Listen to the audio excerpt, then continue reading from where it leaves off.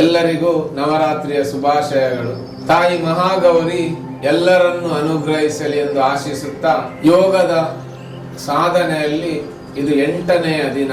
8ನೆಯ ದಿನ ಚಿಂತಾಮಣಿ ಗ್ರಹದಲ್ಲಿ ಯಾರು ಪಾರ್ವತಿಯಾಗಿ ಈಗ ಕಾರ್ಯಾಚರಿಸ್ತಾ ಇದ್ದಾಳೋ ಅವಳು ಮಹಾಗೌರಿ ಅನ್ನುವಂತ ಸ್ವರೂಪದಲ್ಲಿ ನಿಂತು, ಹೀಗೆ ಪ್ರತಿಯೊಬ್ಬನ ಹಿಂದೆ ನಿಂತು ಕಾಳರಾತ್ರಿಯಾಗಿ ಕಾಯ್ತಾ ಇರುವಂತ ಆ ತಾಯಿ ತನ್ನ 7 ಸ್ವರೂಪಗಳನ್ನು ಮುಗಿಸಿ ಈಗ 8ನೆಯ ಸ್ವರೂಪದಲ್ಲಿ ನಿಂತಿದ್ದಾಳೆ.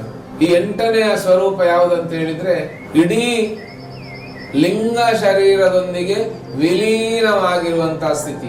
ಆ ಲಿಂಗ ಶರೀರದೊಂದಿಗೆ ವಿಲೀನವಾಗಿರುವಂತಹ ಸ್ಥಿತಿಯಲ್ಲಿ ಅವಳು ಈ ಶರೀರಕ್ಕಿಂತಲೂ ಇನ್ನು ಎತ್ತರದಲ್ಲಿ ನಿಂತಿದ್ದಾಳೆ. ಅಂದ್ರೆ ಇಡೀ ಲಿಂಗವನ್ನು ಆವರಿಸಿ ನಿಂತಿದ್ದಾಳೆ. ಅದಕ್ಕೆ ಅವಳು ಬಿಳಿಯ ಸೀರೆಯನ್ನು ಹಾಕಿದ್ದಾಳೆ. ಇಂತಹ ಬಿಳಿಯ ಸೀರೆ, ಹಾಗೆ ಗೋವು ಅನ್ನುವಂತ ಈ ಶರೀರದ ಮೇಲೆ ಕುಳಿತುಕೊಂಡಿದ್ದಾಳೆ ಅಂತ. ಇಲ್ಲಿ ಎಲ್ಲರ ಶರೀರವು ಗೋವೆ. ಗೋ ಅನ್ನುವಂತ ಶಬ್ದಕ್ಕೆ 14 ಅರ್ಥಗಳಿದೆ. ಯಾವುದು ಗತಿಶೀಲವಾಗಿದೆಯೋ ಅಂಥದ್ದೆಲ್ಲವೂ ಇಲ್ಲಿ ಗೋವು.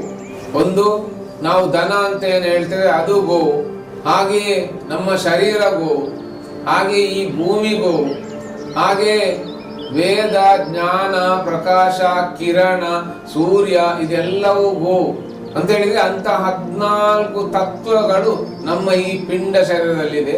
ಹಾಗೆ ಅದು ಬ್ರಹ್ಮಾಂಡದಲ್ಲೂ ಇದೆ ಅಂತ ಹೇಳಿದ್ರೆ, ಒಂದು ವಿದ್ಯುತ್ ಕಾಂತೀಯ ತರಂಗ ದಕ್ಷಿಣದಿಂದ ಉತ್ತರಕ್ಕೆ ಹರಿಯುವಾಗ, ಅಥವಾ ಒಂದು ಪಾರದರ್ಶಕ ಬೆಳಕನ್ನು ಪಟ್ಟಕದಲ್ಲಿ ಹರಿಸಿದ್ರೆ, ಅಥವಾ ಸೂರ್ಯನ ಕಿರಣಗಳು ಮಳೆಯ ಮುಖಾಂತರ ಹಾದುಕೊಂಡು ಮುಂದೆ ಬಂದಾಗ ಅಲ್ಲಿ ಕಾಮನಬಿಲ್ಲು ಕಾಣ್ತದೆ. ಈ ಕಾಮನಬಿಲ್ಲಲ್ಲಿ 7 ಬಣ್ಣಗಳು ಕಾಣಿಸ್ತದೆ. ಹಾಗೆ ಮೂಲಾಧಾರದಿಂದ ಸಹಸ್ರಾರವರೆಗಿರುವಂತ ನಾನು ಇಲ್ಲಿ 7 ಬಣ್ಣಗಳಿಂದ ಗೋಚರಿಸ್ತೇನೆ.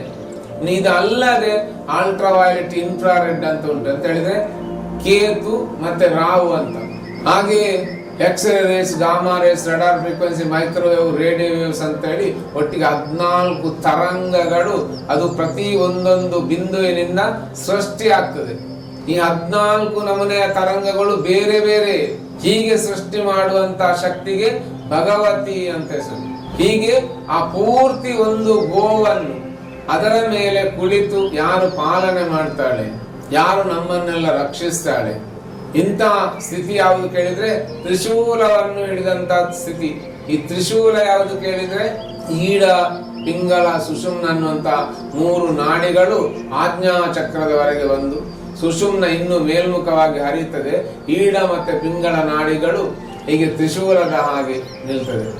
ಅಂದರೆ ಆಜ್ಞಾ ಚಕ್ರದಲ್ಲಿ ಚಿಂತಾಮಣಿ ಗ್ರಹದಲ್ಲಿ ನಿಂತು ತನ್ನನ್ನು ತಾನು ಇಡೀ ಲಿಂಗದೊಂದಿಗೆ ವಿಲೀನಗೊಳಿಸಿಕೊಂಡು ನಿಂತವಳು ಯಾರಿದ್ದಾಳೋ, ಅಂದ್ರೆ ಯೋಗಿಯ ಸಾಧನೆಯ ಪೂರ್ಣ ಸ್ಥಿತಿಯನ್ನು ಮುಟ್ಟಿದ ಅಂತ.